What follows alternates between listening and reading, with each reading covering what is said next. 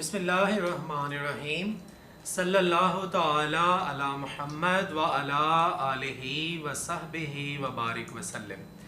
आफ्ताब तारी स्टूडेंट्स आपसे मुखातिब हूँ।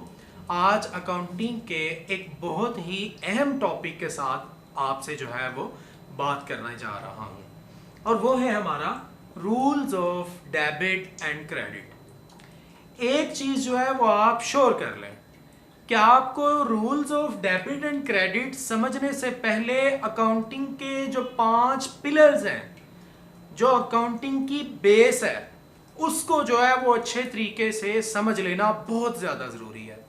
और अगर आपने उनको नहीं सीखा तो आप हमारे चैनल आफ्ताब तारी ऑफिशियल पे जाके तो इन 5 टर्म्स को अच्छे तरीके से समझ के उसके बाद जो है वो आप rules of debit and credit को समझेंगे तो आपको इजीली जो है ये समझ आएगा। Rules of debit and credit को समझने से पहले एसेट, एक्सपेंस, लायबिलिटी, रेवेन्यू और कैपिटल हमें पता होना जरूरी है, जैसा कि मैं अभी बात कर चुका।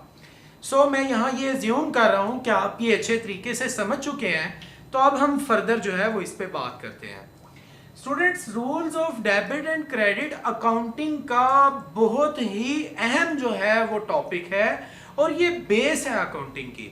इसके बगैर अगर आप कहें कि हम अकाउंटिंग को कर सकते हैं तो बिल्कुल ये खाम ख्याली होगी। तो इसलिए आपको आज की वीडियो को बहुत अच्छे तरीके से समझना है।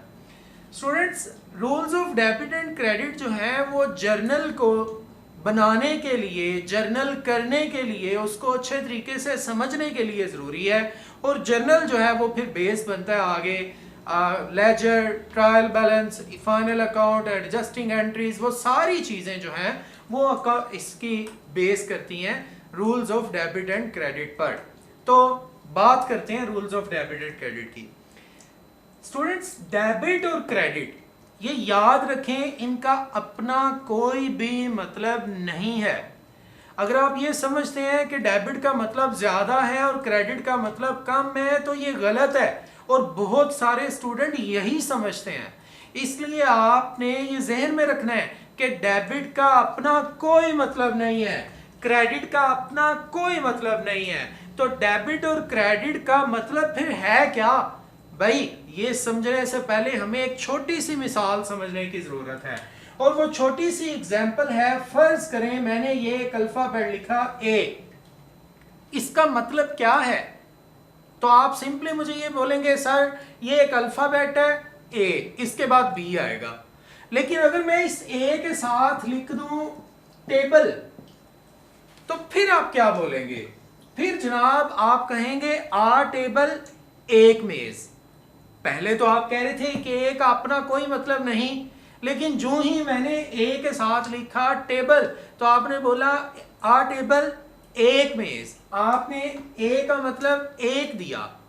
बिल्कुल इसी तरह स्टूडेंट्स, जब तक डेबिट और क्रेडिट अलग अलग लिखे रहेंगे इनका अपना कोई मतलब नहीं होगा।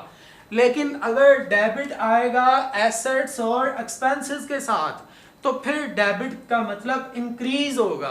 अगर आपके एसेट्स और एक्सपेंस इंक्रीज होंगे तो हम उनको बोलेंगे ये डेबिट हो रहे हैं, और अगर एसेट्स और एक्सपेंस जो है वो डिक्रीज होंगे तो उस वक्त हम बोलेंगे ये क्रेडिट हो रहे हैं।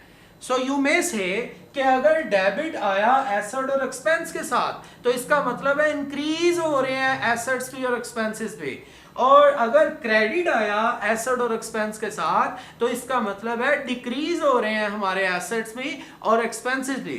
सो फर्दर आप देखें अगर तो लायबिलिटी, रेवेन्यू और कैपिटल अगर इनके साथ आएगा क्रेडिट तो इसका मतलब होगा हमारे लायबिलिटी, रेवेन्यू और कैपिटल इंक्रीज हो रहे हैं। या आप थोड़ा सा इस तरह कह लें कि अगर हमारे लायबिलिटी, रेवेन्यू और कैपिटल इंक्रीज हो तो हम उनको बोलेंगे कि ये क्रेडिट हो रहे हैं, और अगर लायबिलिटी, रेवेन्यू और कैपिटल डिक्रीज हो तो हम उनको बोलेंगे ये डेबिट हो रहे हैं। सो मैंने आपको एक चीज क्लियर की कि एसेट्स और एक्सपेंसेस के साथ डेबिट आए तो देखें इंक्रीज का मीनिंग दे रहे हैं, और अगर लायबिलिटी, रेवेन्यू और कैपिटल के साथ डेबिट आए तो इट्स मीन डिक्रीज हो रहा है। तो तो आप लोगों ने ये याद रखना है कि एसेट्स और एक्सपेंसेस जब भी इंक्रीज हो तो हम उनको डेबिट बोला करेंगे, जब भी डिक्रीज हो तो हम उनको बोलेंगे ये क्रेडिट हो रहे हैं। लायबिलिटी, रेवेन्यू और कैपिटल अगर इंक्रीज हो तो हम उनको क्रेडिट बोलेंगे, और अगर लायबिलिटी, रेवेन्यू और कैपिटल डिक्रीज हो रहे हो तो हम इसको बोलेंगे ये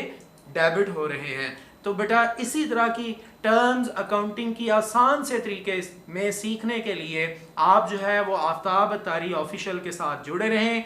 होप सो कि आप इसको अच्छे तरीके से जो है वो समझ सकेंगे। Thank you so much.